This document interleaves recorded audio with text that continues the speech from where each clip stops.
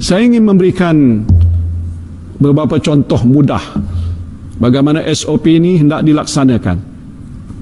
Misalnya mulai 4 hari bulan Mei ini, iaitu hari Isnin minggu depan, Pak Saleh yang saya sebutkan dalam ucapan saya yang terdahulu boleh buka semula restoran yang ditutup.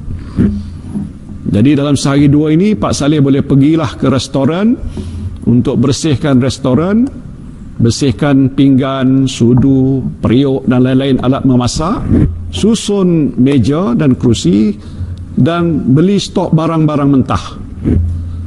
Pastikan meja disusun dengan jarak sekurang-kurangnya 2 meter antara satu meja dengan meja yang lain. Ini penting supaya di tengah-tengahnya ada ruang yang agak luas untuk pelanggan dan pekerja lalu dan ada jarak yang selamat antara pelanggan yang makan di situ. Untuk pastikan penjarakan sosial ketika pelanggan makan, Pak Saleh boleh letak notis di setiap meja hanya 1 orang, 2 orang ataupun 3 orang dibenarkan makan bergantung pada saiz meja.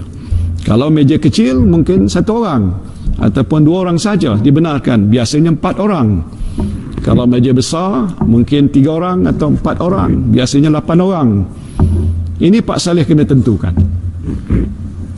Keduanya, buatkan garisan di lantai depan kaunter bayaran. Ukur garisan sekurang-kurangnya 1 meter antara satu sama lain.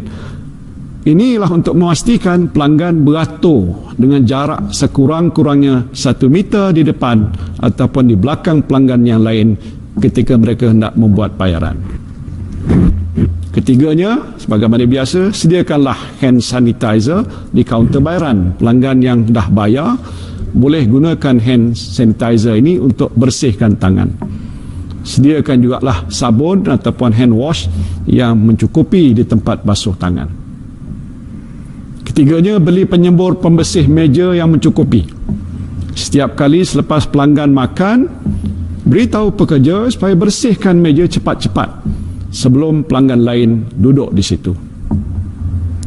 Keempatnya, beli face mask. Face mask macam ni, beri kepada pekerja dan pastikan mereka pakai topeng muka ni atau face mask ni setiap masa. Pak Saleh pun kena pakailah face mask tu.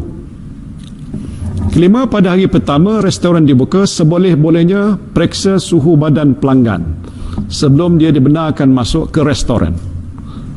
Boleh guna alat pengimbas suhu yang sesuai untuk periksa suhu badan pelanggan. Keenam, catat nama dan nombor telefon pelanggan. Nama dan nombor telefon pelanggan serta tarikh dan masa mereka datang ke restoran Pak Saleh tadi. Ini penting kerana jika ada kes positif COVID-19 yang melibatkan salah seorang pelanggan, maka pelanggan-pelanggan lain yang datang pada itu boleh segera dikesan.